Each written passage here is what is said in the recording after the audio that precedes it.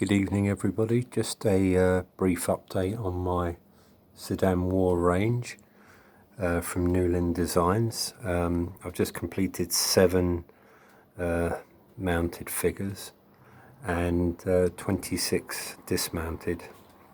The greatest problem was trying to get the colour of the tunics in the correct shade. It's variously described as blue, grey, or outright blue. Using the reference material from the book Go Strong Into the Desert, and also from the Mardis War source books, I managed to get what I think is a fairly close approximation.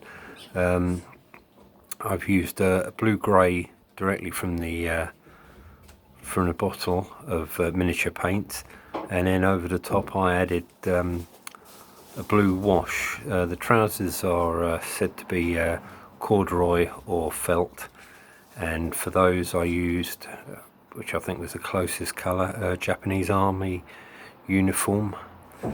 The camels themselves, I usually do them a little bit darker, but the more I've looked at reference material and illustrations in War Games magazines, they seem to be very pale, some of them almost white, with a bit of a wash over them, sepia wash. And my bases, I recently obtained an Army Painter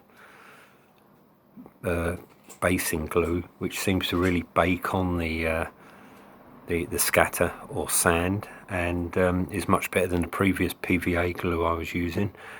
And a little bit of dead vegetation there.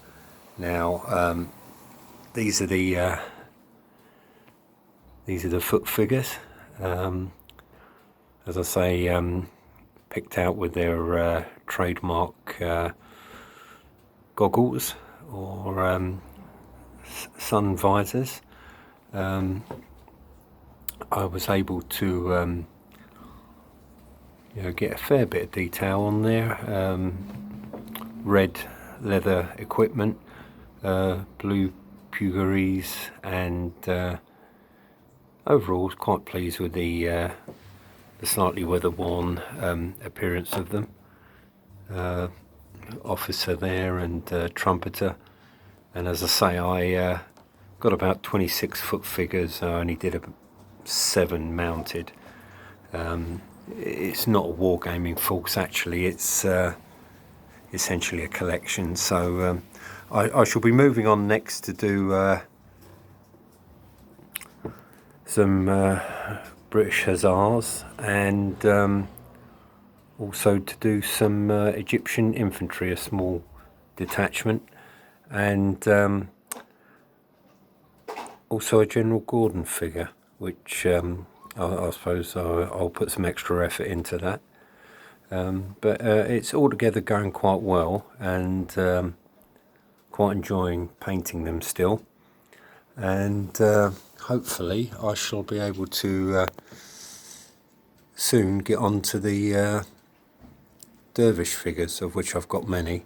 I've got everything that I need from Newland or New Line Designs or New Line Miniatures, and I'm quite confident I'll be able to get them all finished within about 6 months or so, all being well.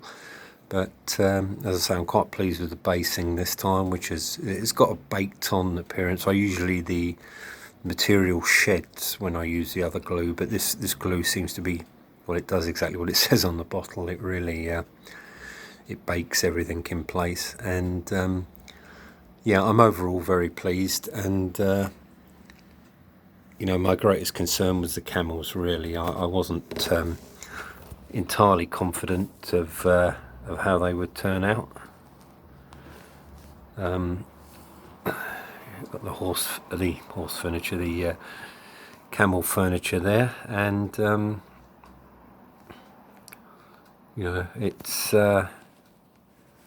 it's always an impressive figure, I think, when you get camels. It's it's quite a presence on the table. It looks good. I mean, it's about the only time that British troops went to war in that particular manner using camels. So it's a fairly notable unit in British Army terms. It's made up of all line and mounted regiments, and it was actually quite a unique period in British history for the troops to go to war in that way. As I say, the details fairly simple, but quite pleased with the colouring. As I say, I think I did some of these many years ago, and I think they were connoisseur figures, if I remember correctly, 25mm, and I didn't get this kind of blue-grey that I've got now, or anything close to it. I'm not blaming the Osprey publication, the Sudan Wars, in which the illustration of the camel corps figure, as I mentioned in a previous video, is hopelessly inaccurate, but I didn't get it quite as close as I think this is, so quite pleased. Overall, I'm happy with that, and they look recognisably to be what they're meant to be.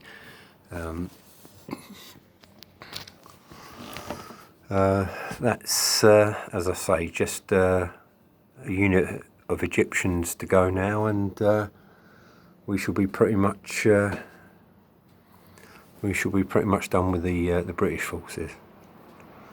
But got quite a few Dervish forces to continue with. Anyway, thanks very much. Hope you're all doing well.